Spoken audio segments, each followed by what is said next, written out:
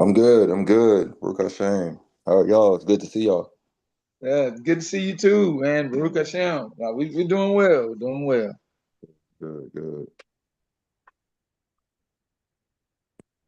All right, here we go. Okay.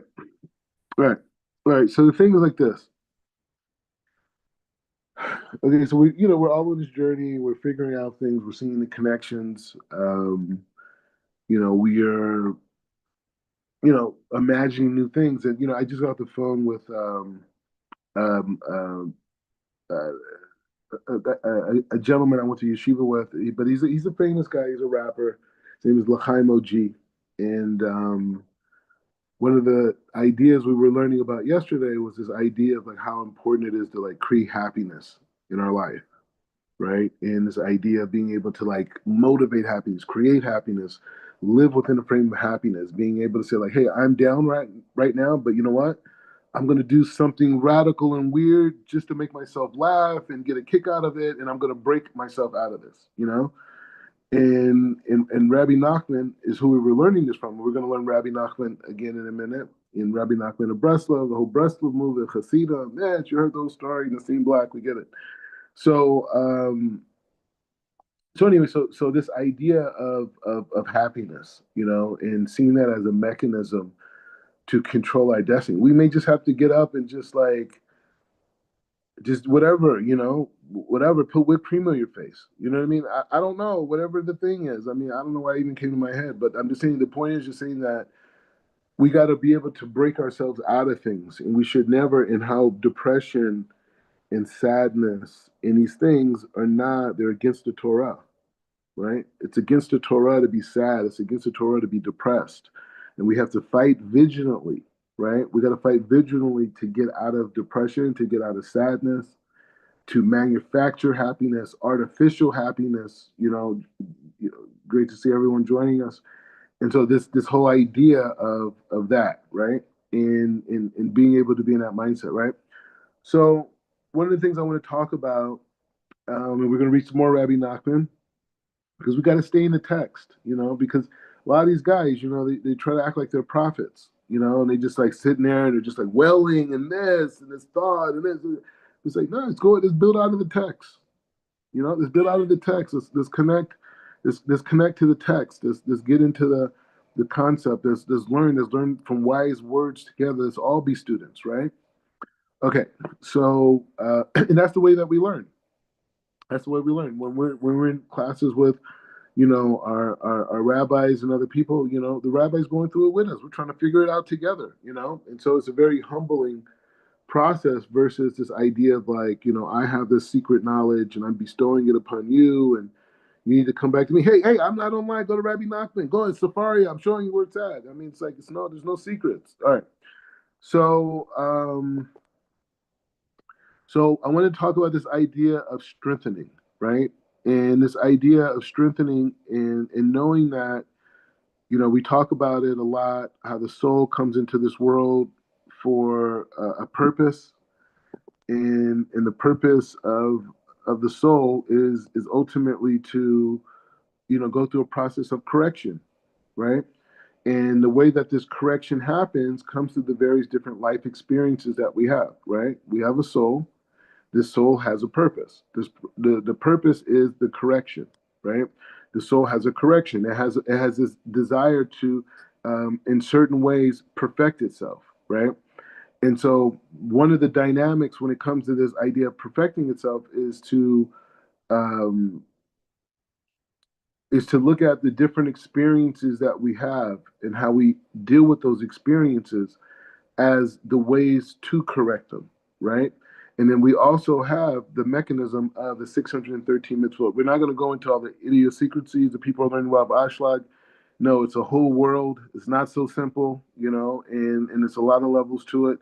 But nevertheless, it's still this idea of saying that our soul comes into this dynamic into this world because it has a purpose. Everyone has a unique aspect to themselves, to their lives that they're supposed to bring out in this lifetime, right? And life compels us to bring that thing out. Shows us that stronger than we are, smarter than we are, more caring than we are, more sensitive than we are. All these different things, bring it out. The same way that nature is always growing, is bringing more of itself out from the seed. The same thing by us.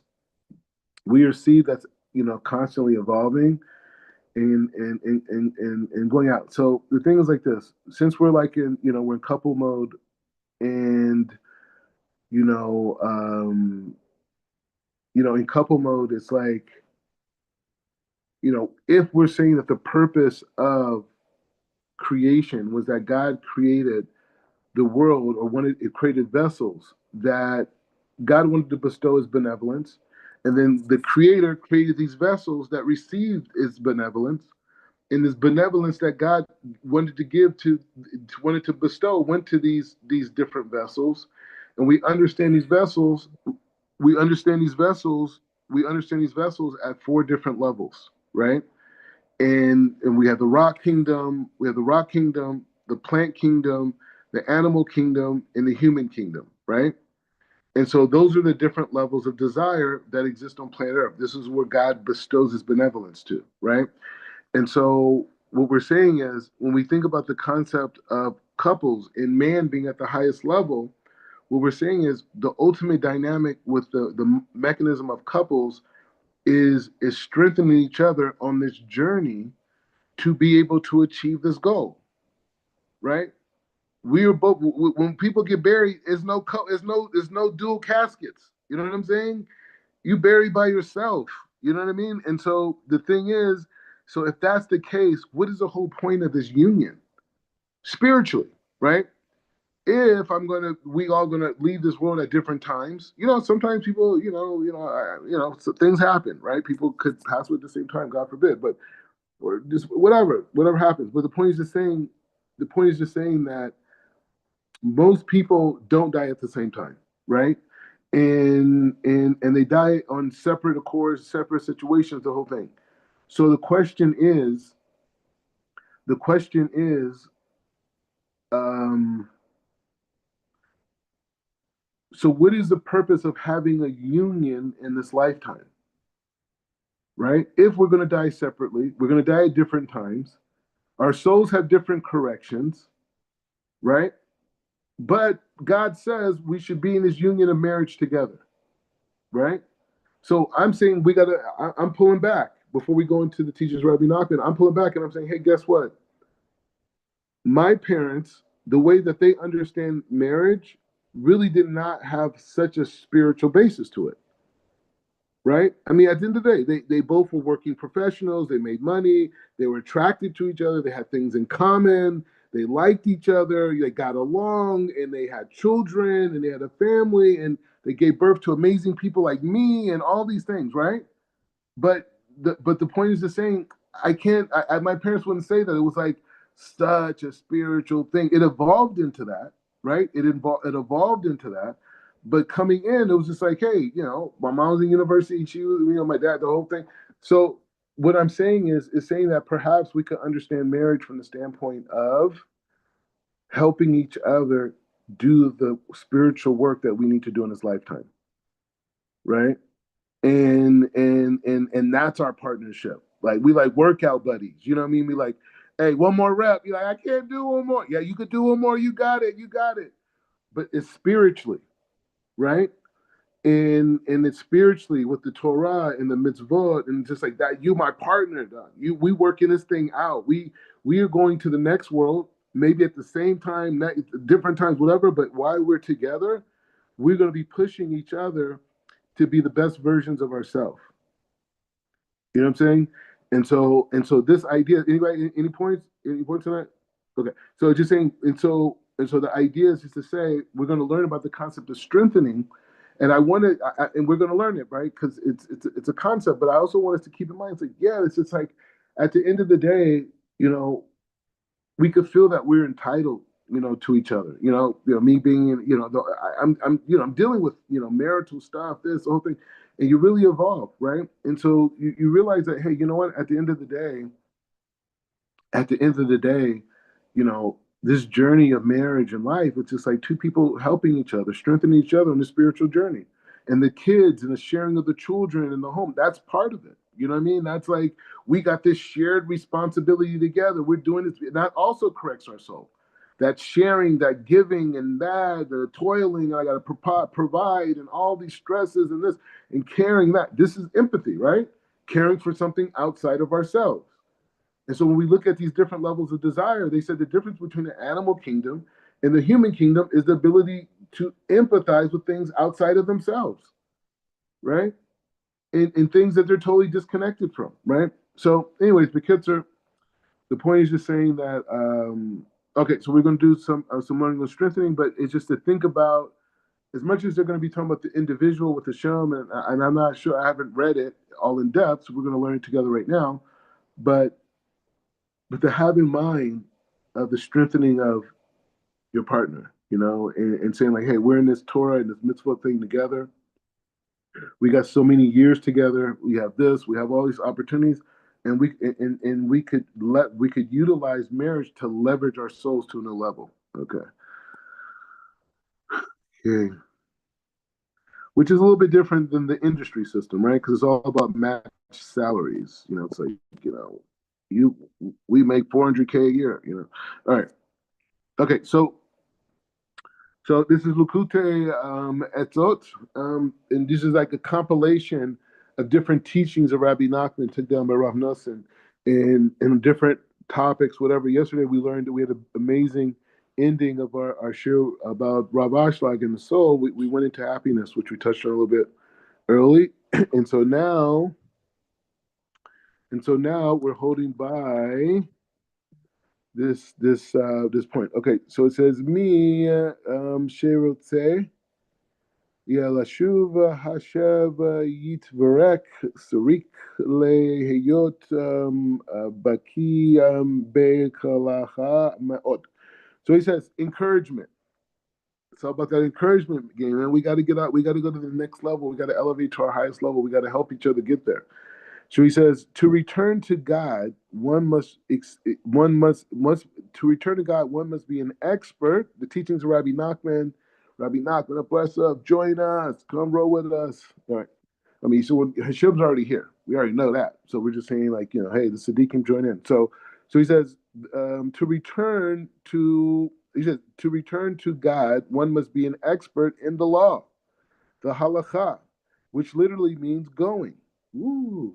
A person must be skilled in traveling the necessary path so that nothing in this world will discourage him or make him feel rebuffed. Whether he makes progress or not, even if he feels himself sliding back, regardless of that, he may go through regardless of what he may go through, he should always be firm and follow the teachings of King David in the book of Psalms that says this: if I ascend to heaven, you are there. If I ascend to hell, my bed, behold, you are there. For even in the lowest pits of hell, it is possible to draw oneself closer to God because he is to be found there too. If I make hell, he's reading the verse again. If I make hell my bed, behold, you are there. He says, Ikar gedulot shel hakadosh baruch hu shagam sherochochim mimenu yitvarek meod meod. So he says, the great revelation of God's greatness comes when those who are very far away from him draw closer. His blessed name is then glorified and exalted in the worlds above and the worlds below. What this implies is that no one should ever despair from coming closer to God, even if he feels very far away from him because of his sins. It may be that he has committed great wrongs, but if so, then it is precisely through his returning to God that God's glory will exalt it and magnify. He says, "Ve'chaverim hamikurvim ve'sadikei emet ve'ozeim ad asmam." So he says, and it is good for the friends who are attached to the Siddiqim to give encouragement to others. The main source of strength that they may draw from is from the it's is the main source of strength that they draw to on is from the Sadiq himself. His his power is so great to be drawn to him. So this is a person like in your community, a person that has worked on themselves and transformed themselves, and they're like a pillar of the community, right? They're the most sharing, they're the most giving. These types of people, they have a tremendous energy and a tremendous light about them. And so the people who are close to them should also be focused on going out and giving encouragement, drawing from that strength, from that inspiration. And he says his power is so great that he can draw up even the most damaged souls, and even a soul that has not yet begun to emerge from the profane to the holy by a single hair's breadth. The thought that the Sada can renew such a soul should give everyone a feeling of encouragement. However, low a person however a low a person's level may be and not matter what he may have been through, there is a genuine hope for him so long as he attached himself to a Sadiq. So it's good to this is Rabbi Nachman's word. He lived 300 years ago. He's saying you got to attach yourself to people who worked on themselves, people who are focused on going the right path. You can't have people who are living in, you know, disillusionment, right? Chasing vanity, but full of ego. And he's like, you can't. You have to be with the righteous. A person should remind his friends about his older his about this order in order to give him encouragement. He should also find other ways to encourage him and strengthen his devotion to God.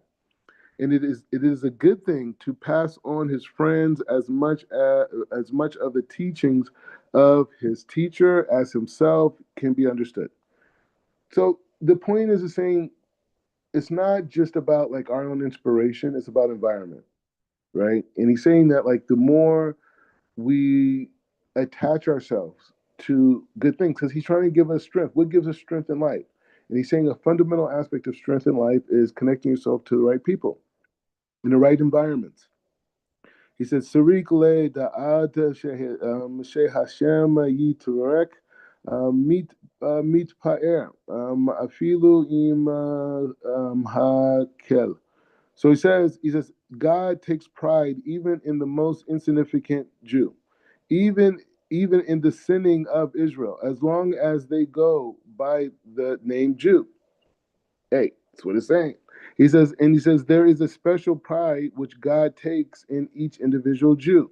So every single Jew, every member of Israel is so incredibly important to God, right? You are part of the reason why God created this world, created this reality, right? This is the whole point, right?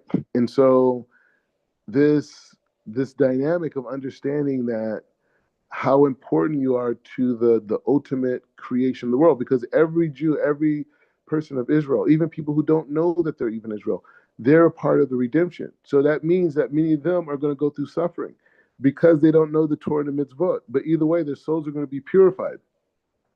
So each one of us is so incredibly it's special. There's a special pride which God takes in each individual Jew. One should therefore never despair of God's help, regardless of the wrongs that they have made done. You're good. Just ask God for help. God loves for him. It will never cease, and he can return to God. The main thing is to be attached to the Tzaddik and his followers because of the process, because they possess the ability to uncover the goodness and the glory which is present even in the worst people and return everything to God. Kesari ha'adam le'alot midiga lediga sarig ve'shehaya yadida koget. So he says, when it is time for a person to advance from one level to the next, he must first experience a fall. He's the first experience of fall before he can rise up. So I don't know if you guys had this experience, but everything big that's happened in my life was always it was some dramatic difficulty that didn't make any sense that I couldn't fix no matter what. That came, and you're just like, this has to be from God. And every time that's happened, it was on the precursor of something big happening after that. He said the whole purpose of the fall is to prepare for the advantage for the advance, to try to understand this, and you will realize that you realize that why, this is where my brain goes from Hebrew to English, and so how you say it? How you say it? What's the word? Detrimentation. Detrimentation. How you say it? Determination. Yeah, determination. Okay, fine. All right. So try to understand. I get. I'm looking. When I see the word, you want to know what I see? I see Derek Jeterman. I'm not kidding you. Like I'm looking at this. Seriously, that's what was in my head. I was like, why am I thinking about Derek Jeterman? Why is it in my head? Okay. So he says, try to understand this, and you will realize the determination, the determination which is necessary in order to serve God. No matter how many falls, you should never allow yourself to be discouraged. You already won. You're a Jew. It's over with. What are you worried about? And he says, you should never. He says, no matter how many falls, you should never allow yourself to be discouraged. Remain firm and resolute, and pay no attention to the fall at all. You didn't fall. You're a Jew. You're too good. It doesn't matter. It doesn't. No, it looks like I fell. No, I didn't. I didn't fail. Okay, you failed. That in your reality, in your non-Jewish reality, you failed. In my reality, it's impossible for me to fail because the whole effort of everything that I'm doing is serving Hashem. So it doesn't matter. Okay, this didn't work out. Maybe I could have did this better. No, you did not fall. You won. You won. Right? In the end, the fall will be transformed into a great advance. You hear that? This is the whole purpose. This applies to all the different ways one can fall. There is much that can be said on the subject because everyone always thinks that his own situation is so bad that this idea does not apply to his case. 300 years ago, he's writing this. Can you imagine? 300 years ago. So people think it only applies to those on very high levels who are constantly advancing from one level to level. But you should realize that it holds true even for people on the lowest of levels. God is good to all. Kol adam be'olam afilu mina shehu be'mad garada ha tachtonada me'od afilu im hu. So he says like this: one may be on such a low level that one is literally outside the earth. But in order to serve God, one must start advancing from level to level. He said this applies to everyone in the world. Each time a person emerges from one level in order to rise to the next, the klipa, the husk, the negativity attacks him in the form of temptation, fantasy. You hear this? Listen, you're about to win. You're in that next level. So what's going to happen? This is the universe. This is a cheat code. This is the cheat code. This is like saying God created the universe, and God is going to give you the desire to want to raise to level to level. Once you take in that desire to go level to level, right? Once you take in that desire, you advance. But as you advance, what's going to happen? And they attack him in the form of temptation, fantasies, strange thoughts, confusion, and all types of obstacles. They range themselves against him and refuse to allow him to enter the gates of holiness. There are many sincere people who get very discouraged when they find themselves suddenly confronted by all these temptations and obstacles.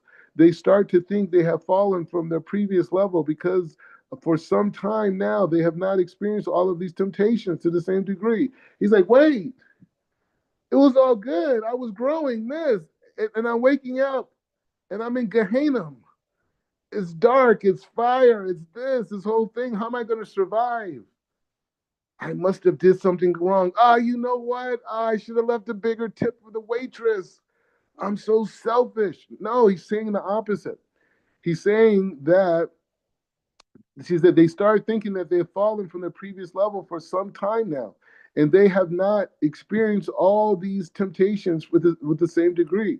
They are dormant, and they should understand that what they're experiencing is not a fall. You're not falling. It's impossible for a Jew to fall. It's impossible. That's what it is to be chosen. It's impossible to lose. Okay, you have experiences, things don't go the way your mind thought it was going to go, but it's never a loss. It's never a loss. The time has come for them to advance from one level to the next. This is the reason why these temptations and obstacles have reared their head again. Whenever this happens, it takes a lot of strength and courage not to lose hope and to master all the temptations and obstacles again. וההצעה לזה לעתים לצדקה ולעניים הגונים. So he says, in this situation, it helps to have charity to those who are worthy. He says, when the recipient of charity is himself worthy, the act of charity reveals the greatness of the Creator. This revelation helps the individual to break the cluster, the negativity confronting him on all levels. So he says charity is always the way to break out of it. Like I was on Shabbos, I'm telling you, like I was leaving today because I had to buy some fried chicken, right? It's in the Torah, Leviticus, chapter 2, was it chapter 2, verse 2? Anyways, but the point, so I was leaving, I was sitting eating this guy, and I just, whatever, I gave some charity, whatever. And I, like when I gave it, I feel like my whole body was I received like an electronic vote. I was like, man, should I go back? Anyway, so it says, outside, let's say, okay. So he says, another way to face the situation to make yourself happy. We just learned this. Another way to face the situation is make yourself happy with the thoughts of good point which is within you. And you are the seed of Israel. And you have succeeded in drawing closer to the men of truth who are leading you and guiding you along the path of truth. Regardless of your situation, we still have hope to obtain the ultimate good. This joy, the joy these thoughts will arouse will help you break any negativity holding you down, which confronts you at each level. Ke shamita chazak umi tagaber umi shaber. So when a person succeeds in breaking through the barrier and rises from level to level, this also benefits his fellow Jew who was previously standing on the level he himself has now obtained. For it means that the other Jew who was obligated to rise to the next level. Since it is impossible for two people to be on the same level at the same time, this is how one Jew can help another rise up. So it's not just like when you rise up, you got to reach back for your people, but hey, this is something I learned. We got to build, we got to do this, we got to build the same thing. It says, Sari da'ata shemelo kol ha'aretz kevodo. Oh, okay. So stop here. So he says basically, you need to have dot, right? You need to have dot. You need to have this idea of being able to to use the faculties of how the light reveals itself, right? And he says, in all the man, he says, and he says, and give kavod to all the land, right? I don't know. They stopped transcribing it because they don't want y'all to know. So, anyways, and so he says, and so he's saying, so in essence, he's saying that on this passage, Velomed id sa'ara le avod el Hashem yivarek ma chanat avo yut. So in essence, he's saying this idea of understanding that there's ourself and there's a perception of what we think we're experiencing, right? And this perception that we think that we're experiencing is this idea, because I don't have to translate all of it, but it's just saying this idea of this experience that we're experiencing is this idea of saying that, hey, I know that I'm going through this. I know that I'm dealing with this separation, this limitation, right? But nevertheless, that's not the real reality, right? That's not the real reality. The real reality is the fact that I'm here to experience the reality that God gives to me. This is the last point that he was saying, right? This last point was saying that this reality that I'm experiencing, this is something that God has given to me, right? And this is my life, right? And so if I go into this building and I have this experience, and if I go into that building and I have that experience, this is what God has planned for me, right? And so understanding that is the ultimate strength, right? And knowing that everything that I'm dealing with and everything that I'm going through is exactly what God wants, right? And it's exactly what God wants is this dynamic of being able to say, hey, you know what? It hurts, but I need to feel this pain because even this pain is holy, right? And even the joy, right? To feel the joy, right? But understanding as a different experience from the pain, right? And so, and just being able to accept experience and understand experience is part of this transformation process that we're going through. Any thoughts, ideas, reflections?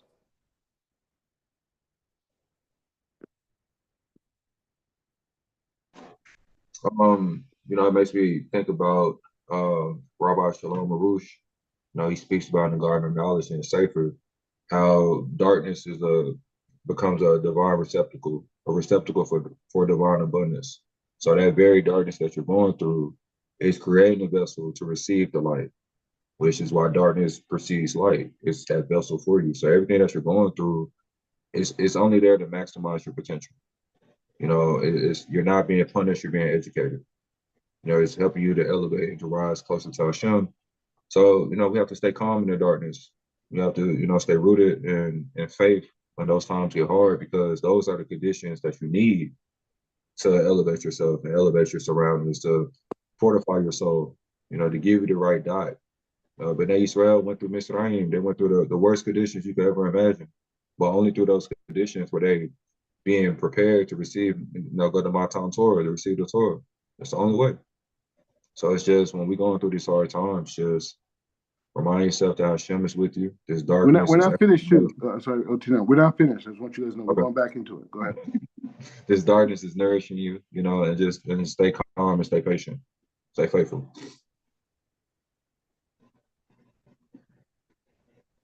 All right. So the thing, I guess we if anybody else has any ideas, go just a pause in the middle because translations were a little bit off.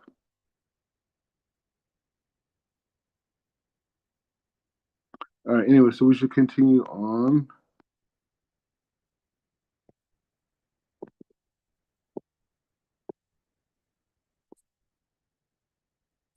All right. Anyways, so it's like this.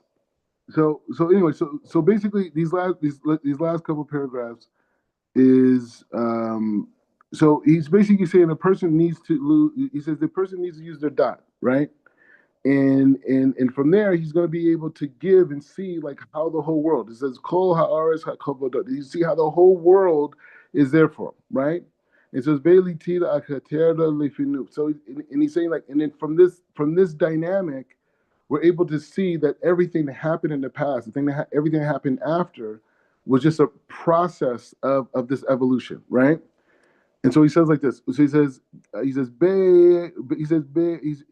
makomot be hamenukima verokukima meod shekayam b'yid verek. So he says in the place which seems the lowest of all, the furthest from God, actually contains the most exalted place, the force of all, abandoned and concealed. He says, namely the secrets of the Torah. When one who has fallen a very fall should therefore understand that the very place where he has fallen, he has drawn close to God because of the exalted life force which is concealed there, right? So he's saying that the places where we had our darkest experience, there's a light there, right? I think we talked about that before. He says when he succeeds in returning to God, he said the exalted light, he said the exalted levels of the Torah will be revealed within him in these secrets of the Torah, right? So the thing is like this. I may have said this story before. I'm not gonna say the story, but the point is like this: you have Yosef Asadik, right? And Yosef was thrown into a pit, and then from there, the story goes, as you know, he was pulled out, and his brothers sold him this, slavery, ends up in Egypt, right? So the Midrashim talk about this point where after his father is passed away, and all of Egypt, all the people came and they escorted Yaakov into, here in Hebron, Marza Mikpelach, and they buried him, right? They buried him where Yitzhak is buried, Rebecca, Abraham, Sarah. It's still here today, right? So, so they said on the way back, on the way back, on the way back, on the way back, Yosef took a stop, and he stopped at the exact place where he was thrown into that pit. And he stopped a caravan, and he said he got off his horse, and he went and he stood over that pit and he looked down it. And keep in mind, at this moment, Yosef is the most powerful person in the entire world, right? He's the most powerful person in the entire world, right? And in that place of being thrown in the pit is where it all started. And not only was he thrown in the pit, he was thrown in the pit by his own family, right? And so it's to say that Yosef could have gave up, right? He had every reason to give up. He had every reason to be with Potiphar's wife. He had every reason to give up in prison. Every reason, right? He working. He tries to be a good guy, living as a slave in Egypt now. He's trying to be a good person. He gets set up by this girl. Next thing you know, he's in jail, right? He did everything. He resisted. If he didn't resist, he wouldn't have been in jail. Maybe he could have thought such a thing. Why did my family ever come looking for me? All these years. He has so many things to give up on. So he came back from his father, burying his father, and he saw that place. And I think every one of us has that place in our life where we had that Yosef Asadic experience. So we're all the way at the bottom. No one was there for us. And somehow, miraculously, we made it out. Right? And so this is what he's saying when he says the places which seem lowest of all and furthest from God actually contain the most exalted light force of all, unabated, concealed, namely the secrets of the Torah. One who has fallen very far should therefore understand that that in its very place that where he has fallen, he is drawn very close to God. Therefore, the exalted force is which is concealed there. He has succeeded in returning to God, the exalted levels of Torah, which will be revealed to him. And he says, Im yit ore de ha'adama le tishuva. So he says, in a person who wants to return to God and change his life accordingly and make a journey to the Sadek, a new evil inclination will rise up against him, far stronger than the one he had before. So he said, the closer you get to the higher level, the closer you get to righteousness, the closer you get to transformation, you're going to have challenges internally and externally. And the more strongly a person is devoted to God, the stronger the onslaught of the evil inclination. He said it is constant battle to control it. This explains something which often found when a person wants to journey to a tzaddik. At first, he feels a great enthusiasm, but when he actually starts the journey, his desire becomes weakened. At times, it happens that when he finally comes to the tzaddik himself, he loses his desire completely. The reason that as soon as he felt the desire for journey to the tzaddik, he killed the evil inclination, which he had before, and a new and stronger one came. So when you make your spiritual transformations and you grow, that old stuff that you're blocking you, yeah, you break it. But then there's a new inclination. And understand what is the role of these inclinations. The inclinations make us grow further, right? What is the idea? The soul comes into this world as a sharing entity. It comes into the body, it becomes a receiving entity, right? So what makes this receiving entity now want to return back to the creator, which is in a frame of sharing? The negativity. So the higher we go, the greater negativity, because the negativity pushes us to rise higher, right? To connect to the creator, thus correcting the soul itself. Okay, so he's saying that the evil inclination had before a new strong inclination comes. Okay, because whoever is greater than others has a stronger inclination. If you, it says in Sukkah, he says, if you genuinely wish to draw close to God, you must be very firm in the battle against the evil inclination. Because it keeps on rising up with whatever ever renewing the strength. Ki yesh tekama bechayot nod vechayetzer v'hara v'harov ha'olam hayetzar ha'ara shalom. So he says there are many different aspects of the evil inclination. Most people have a very crude, materialistic, evil inclination, literally the spirit of madness. But one who understands that, but one who but one whose understanding is somewhat developed, he can begin to form a slight conception in his heart of the greatness of the Creator and realize that the evil inclination is like this mere foolishness. For him, even sexual temptation is mere folly, regarding no special restriction to fight it. His own evil inclination is on a far higher level. Veish behayatzar hara. And he says, on a higher level, there are still those whose evil inclination is a fine shell. He said, this is sent only against one who has the outstanding spiritual strength. So it's not like God gives you more than you can handle. He says, but this is still not the evil inclination of the Sadiq. Theirs is truly a holy angel. So he said there's a higher level at where you surpass all those levels. He says, Gam beina ayin tihi karavut. He says, and even the desire one experiences to return to God, it must be the source in the evil inclination. This is the case when one has too much enthusiasm without proper limits. He said, thus the giving of the Torah Mount Sinai must warn the people, let them not break through and come to the Lord. He says, you must beg God to take pity and save you from this kind of excess. So how do we understand this? So he's saying that, he said, you even got to be careful of all your desires, right? And all your desires that you have, even the ones that want to be closer to God, you even have to be aware that they may have a rooted in selfishness, in ego, in vanity.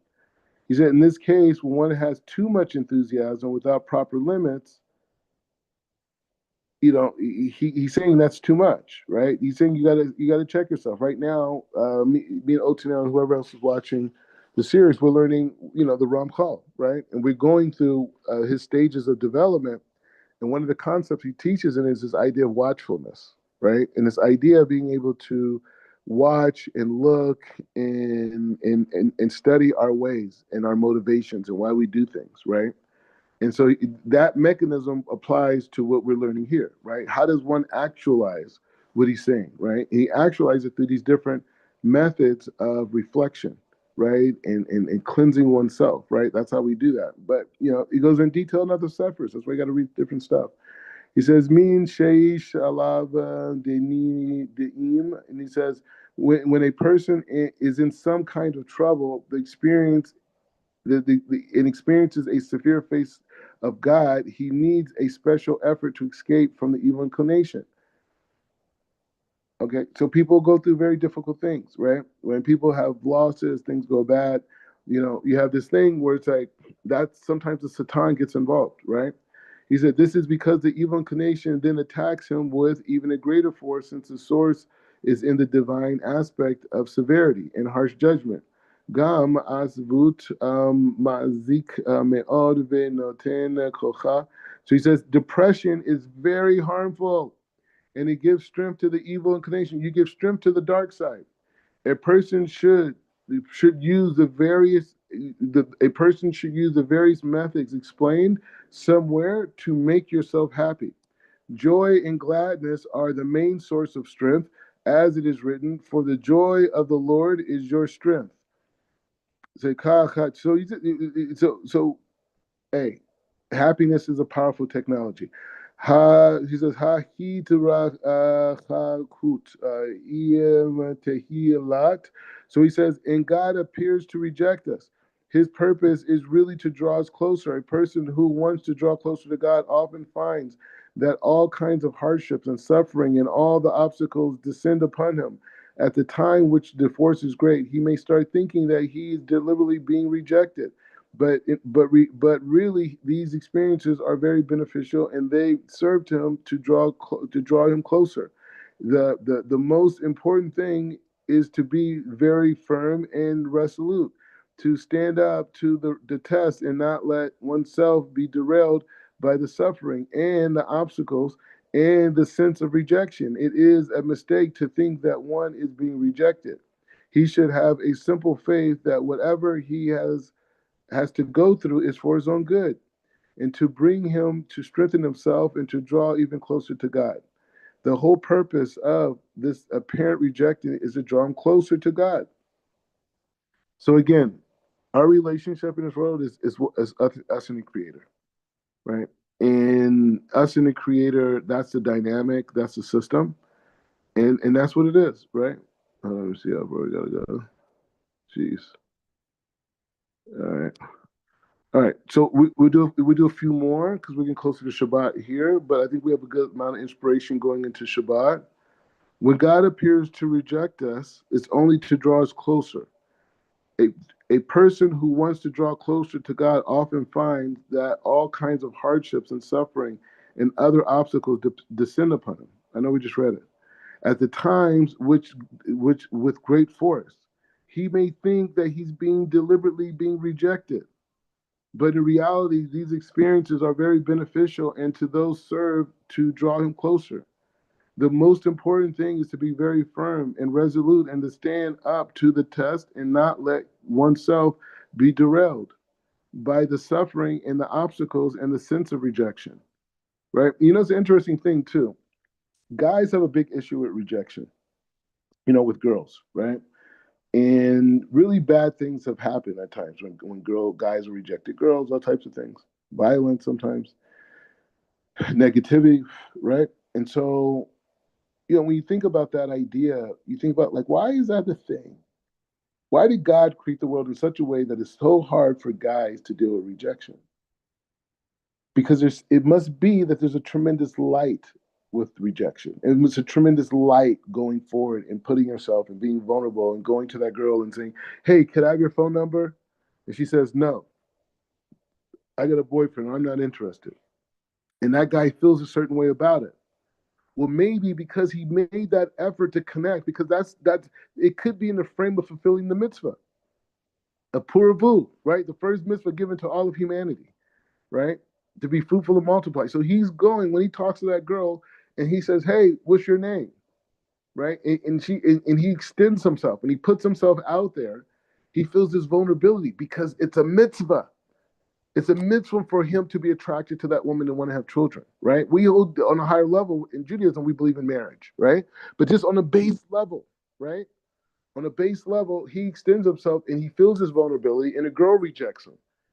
But in reality, he received the light.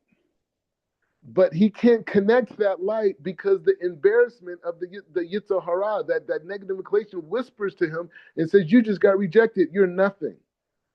But he actually just connected. But that's the relationship. Many times we're winning unbelievable and we think we're losing.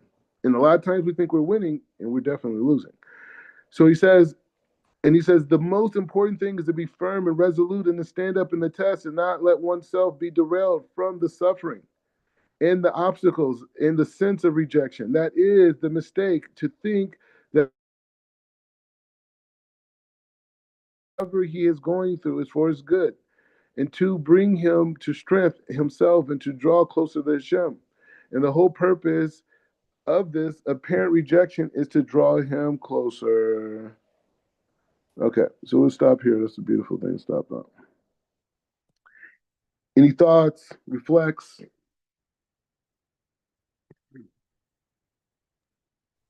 Baruch Hashem.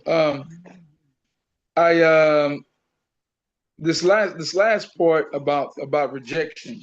When we think about the word, like the word modesty, it makes me think about modesty.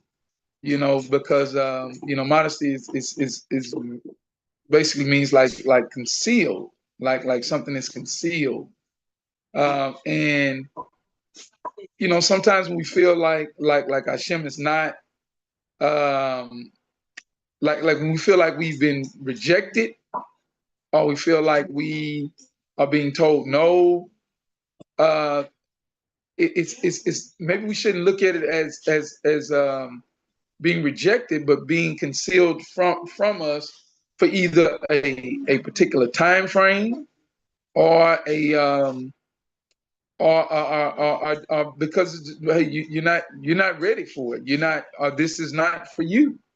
And so in either way, that level of modesty is holy, because it protects us. And so I can see how that can be a light, because even though it's something that we desire, that we want, it's like a young man, he sees a young lady and he wants to communicate with her, and he goes and she may not have a boyfriend, she may not, but she just like no, but that it may not be that she's not um attracted to him or anything like that, or interested in him. But if she's modest and she has been taught order and structure, then what she's doing is she's not necessarily rejecting him, but she has a boundary. She has a standard. And so it's up to him to try to figure out, all measures of trying to figure out what's going on with himself. Like, hey, did I do that appropriately? Did I, and somebody may come along and say, hey, man, you can't approach these young ladies like that. Long ago, there's many years ago, there was a man that I knew, and he was a part of he was a leader of a ministry, and he had a lot of daughters. Okay, and I remember him telling me one time that he went to all the young men at their ministry, and he told them, he said, listen, I want every young man to know that if you approach my daughter, approach any one of my daughters, and you're asking them for their phone numbers or asking them on a date without coming to me first to get approval, he said, all chances are gone. All chances are gone. He said, because we're teaching you young men how to approach the daughters. And so there's an order and a structure. So it's really about boundaries. It's about boundaries and learning those boundaries. And like at the mountain, don't rush in there. That's like a level of zeal that we have to really, and it's excitement. It's like, man, it's like I want this woman. I want to be in her presence. I want to have children with her. But there's a patience and there's an appropriate order to that. In the same way, it's interesting that we are discussing this concerning Hashem, and it's like, wow, that's like, why do we think that there's a standard with women, but then there's no standard with him? And it's like, wow, that's a powerful light, because he wants the same respect. So, go ahead.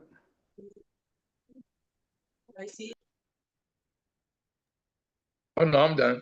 Okay. So yeah, on that point, the is just, we have these conversations, to strengthen ourselves on the journey. We're going into Shabbat. It's a time for relaxing. They said Shabbat is equivalent to all the mitzvahs of the Torah, keeping all the mitzvahs of the Torah. And we know that the soul is created of two parts of 248 limbs and 365 other body parts. And we know that makes up the physical anatomy,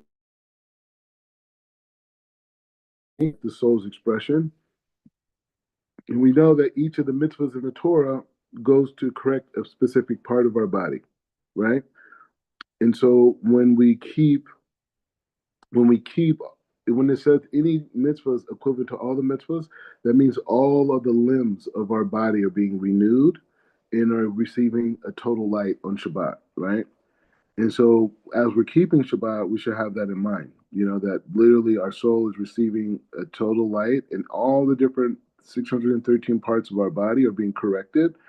And we are also correcting all these different levels. At what level we're at, if we're at the level of, and the people who are not in the Rav Ashlag, sure, I apologize, but the people who are in it know it.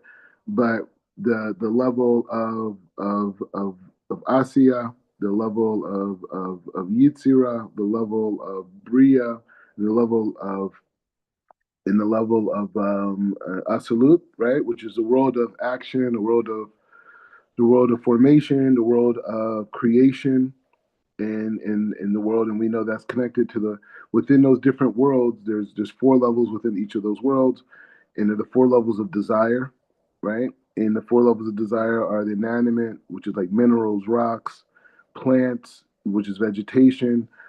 You have rocks, which is one level, and the level above that is plants, vegetation, and the level above that is animal, and the level above that is human. And so, in each of these different worlds, since all the Shabbos is connected to all of the mitzvahs, that means that we bring light to all of our soul, right? And if we fuel all of our soul, we fuel all of those levels within ourselves. So just being aware of that process of knowing, of being aware of the light, how it's coming down, how we're receiving it, the greatness of Shabbat, the fact that now we see why we got to keep it. This is part of our life, our lively blood, right? Our livelihood, is that connection to that point, and just strengthening each other. It's a very big thing. It's just to have a partner in this lifetime that you could be, basically like workout buddies, but instead of the physical gym, when you see like couples fitness, all this type of stuff, maybe we can understand that Hashem is showing that as a metaphor, as a mashal, to understand the real partnership, right? In the gym, we're lifting all the weights, which is life, right? And you have, your partner there, and they're like, oh, one more, one more, one more. You could do it. You could do it. One more. And so that type of relationship, you see people in terms of lifting weights and strength and conditioning. Well, we could apply that as a metaphor for life, right? The weights, the process, the traveling, the journey. And so both people are together saying, one more rep, I got you, that. And then you keep going up to these higher and higher levels.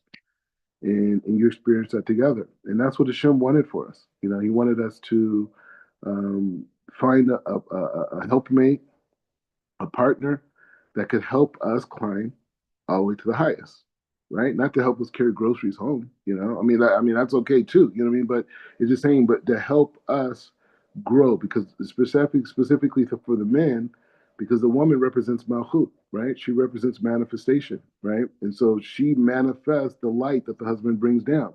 But together, they're able to correct all those different four levels together, way more than they ever could do on their own. Anyways, so any last thoughts, reflections before we're out of here?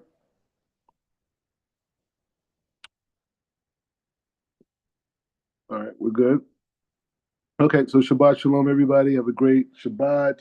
Spend time with each other, respect, love, listen, relax.